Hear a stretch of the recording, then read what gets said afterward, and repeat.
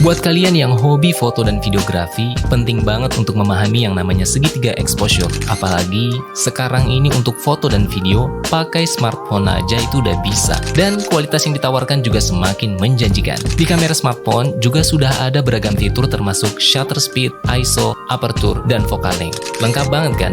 Udah seperti kamera profesional yang bisa diatur manual juga. Makanya, kali ini saya akan sharing kepada kalian tentang segitiga exposure yang biasa dipakai sebagai teknik foto maupun videografi. Dan seperti biasa, mari kita kumpulkan semangat dan BAM!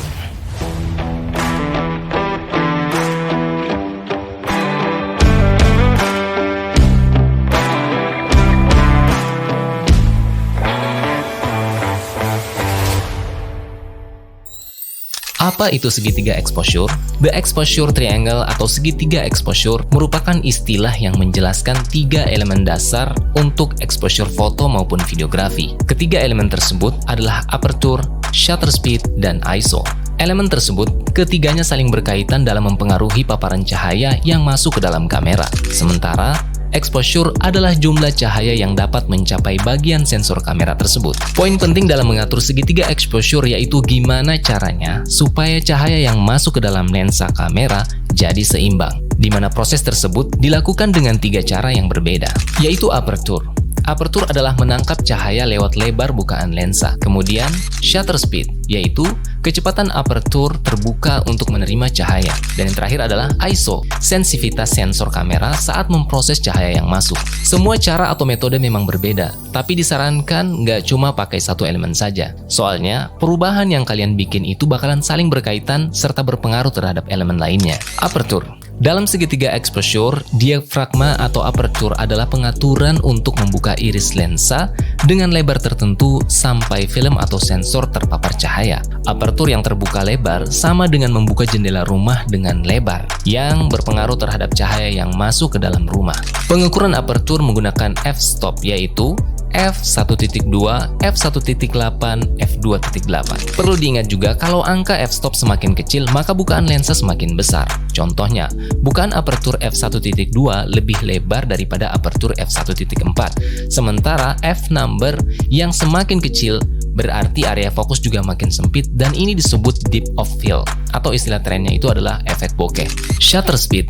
Shutter speed yaitu pengaturan durasi jeda jendela sensor yang terbuka saat menerima paparan cahaya lalu kembali menutup. Shutter speed yang terbuka lebih lama akan menerima intensitas cahaya lebih tinggi masuk ke dalam film atau sensor. Lalu hasilnya berupa foto atau video yang akan menjadi lebih terang. Ukuran shutter speed memakai satuan S, yaitu second atau detik, serta dinyatakan dengan 1/250 second, 1/125 second, dan seterusnya. Berarti, jendela sensor makin cepat membuka lalu kembali menutup, sedangkan shutter 1/2. Berarti jendela shutter semakin lama menerima paparan cahaya. Yang terakhir adalah ISO. ISO merupakan pengaturan tingkat sensitivitas sensor kamera terhadap cahaya. Nilai ISO yang semakin rendah bakal menghasilkan foto dan video yang semakin gelap. Sedangkan nilai ISO yang semakin tinggi bakal menghasilkan foto dan video yang lebih terang. Umumnya, ukuran ISO yaitu ISO 100, ISO 200, ISO 400, hingga 800, dan seterusnya, tergantung dengan spesifikasi kameranya. Makin banyak cahaya yang tersedia, maka nilai ISO perlu diturunkan. Sebaliknya, kalau cahaya minim atau kondisi gelap, maka ISO perlu dinaikkan. Menaikkan nilai ISO ini bisa bikin shutter speed jadi lebih cepat, tapi nggak mengubah aperture. Demikian sekilas tentang segitiga exposure di dalam foto dan videografi. Begitu sudah memahaminya, kita akan bisa menerapkan dengan lebih kreatif sehingga hasil foto dan video yang kita hasilkan menjadi semakin keren, sekaligus terlihat lebih profesional tentunya.